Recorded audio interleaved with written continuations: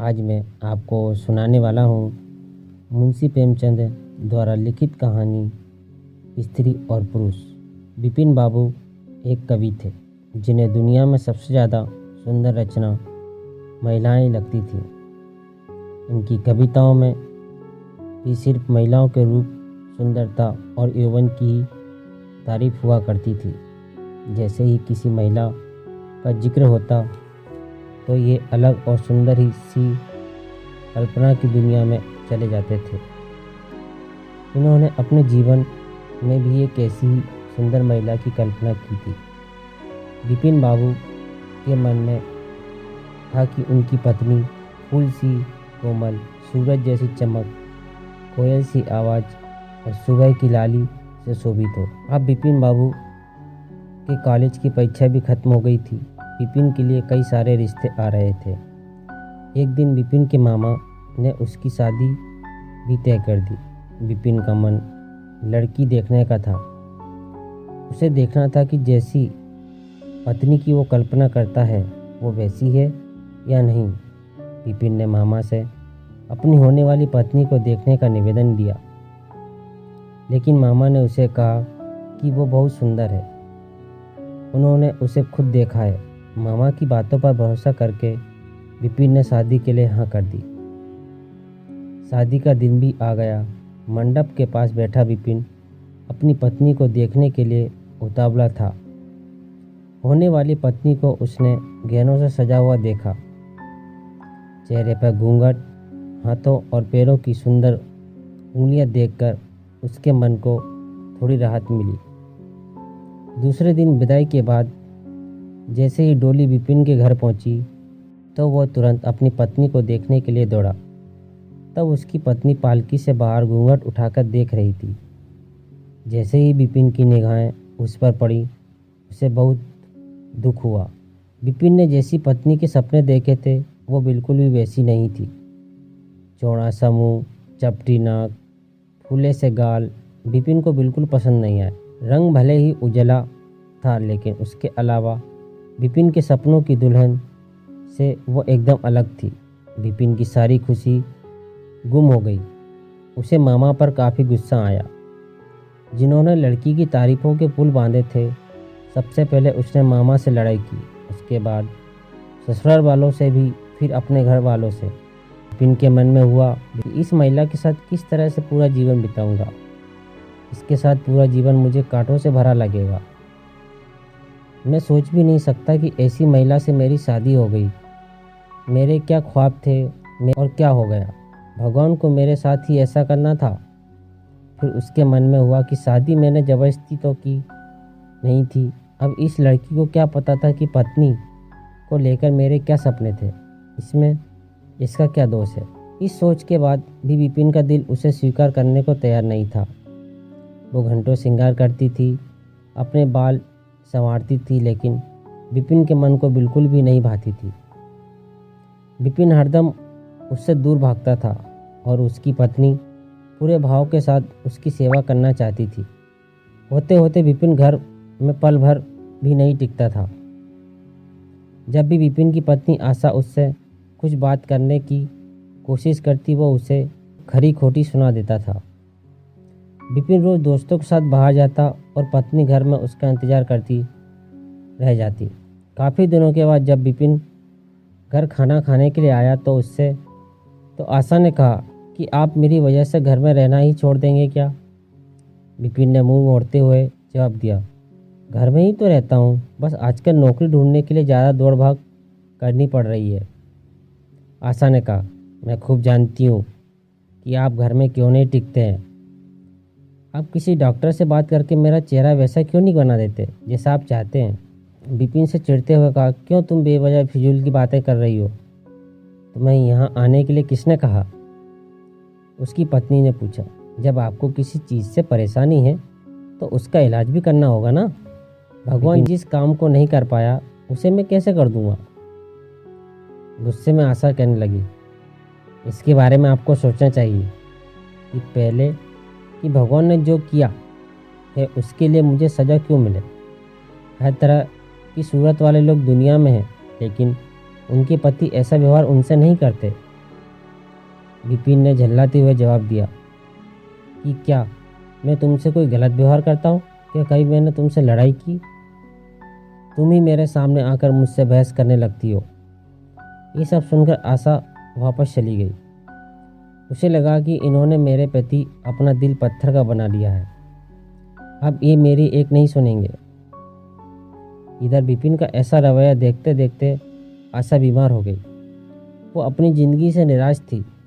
उधर बीमार आशा को देखने विपिन एक बार भी नहीं आया। उसके मन में था कि इसे कुछ हो जाए तो इस बार अपनी पसंद की लड़की से शादी कर लूँगा। अब तो विपिन को और भी छूट मिल गई थी। पहले कभी कभी आशा रोकती टोकती और बाहर जाने की वजह पूछ लेती, लेकिन अब विपिन पूरी तरह आज़ाद था।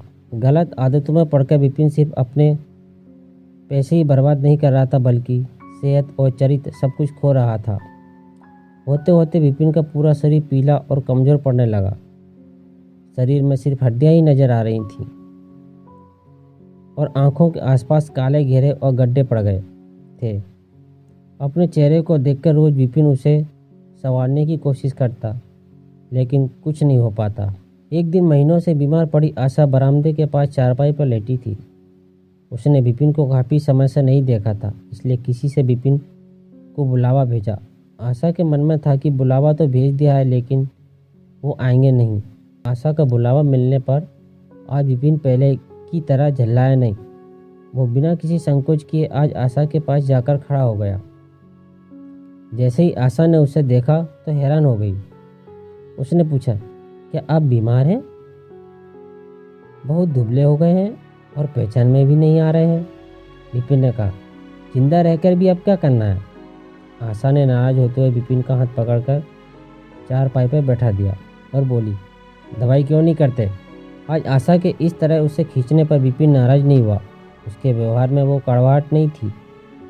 उसका गुस्सा जैसे पिघल गया था। चारपाई में बैठते ही विपिन ने जवाब दिया, अब दवाई से मेरा कुछ नहीं होगा। मौत ही मुझे अपने साथ लेकर जाएगी।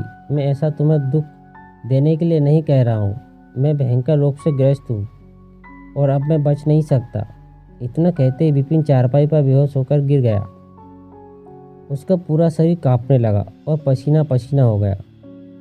विपिन की यह हालत देखकर महीनों से बीमार पड़ी आशा झट से बिस्तर से उठ गई।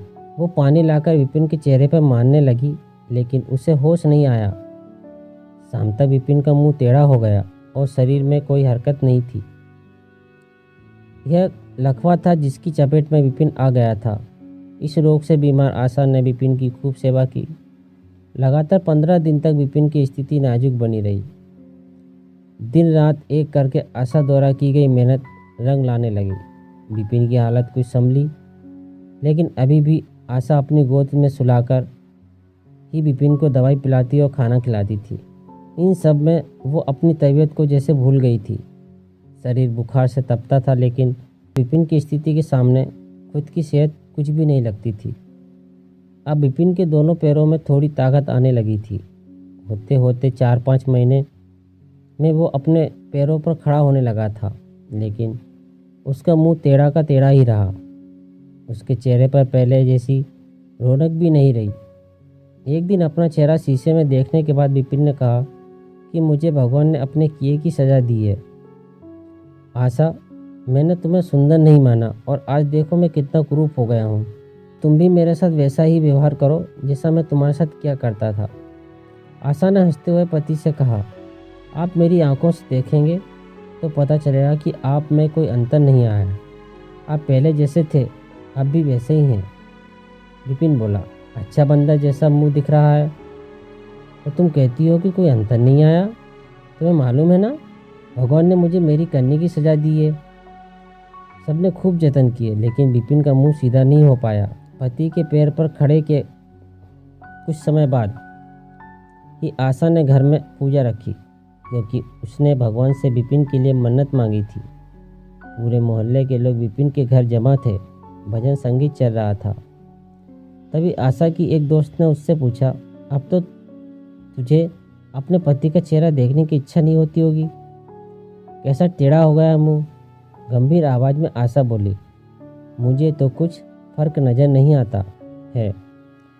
उसकी दोस्त उसने पलटकर कहा, चल झूठी, ऐसा थोड़ी होता है, बातें मत बना ज़्यादा।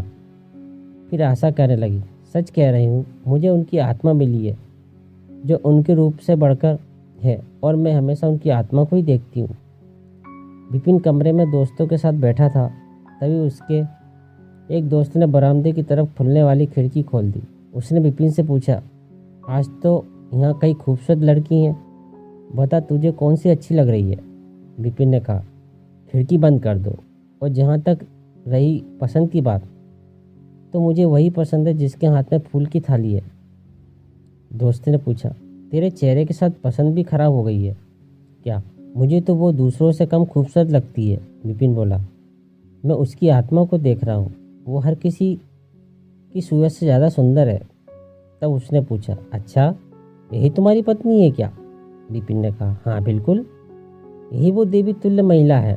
कहानी से सीख, व्यक्ति की बाहरी सुंदरता नहीं बल्कि मन की सुंदरता को देखना चाहिए। बाहरी सुंदरता कभी भी फीकी पड़ सकती है, लेकिन जिसका मन सुंदर है वो व्यक्ति हमेशा ही सुंदर रहता है। कहानी अच्छी लगी हो तो वीडियो को लाइक करें, चैनल को सब्सक्राइब करें और कमेंट्स में हमें ज़रूर बताएं, ताकि आपको ऐसी इंटरेस्टिंग कहानियाँ आगे भी मिलती रहे।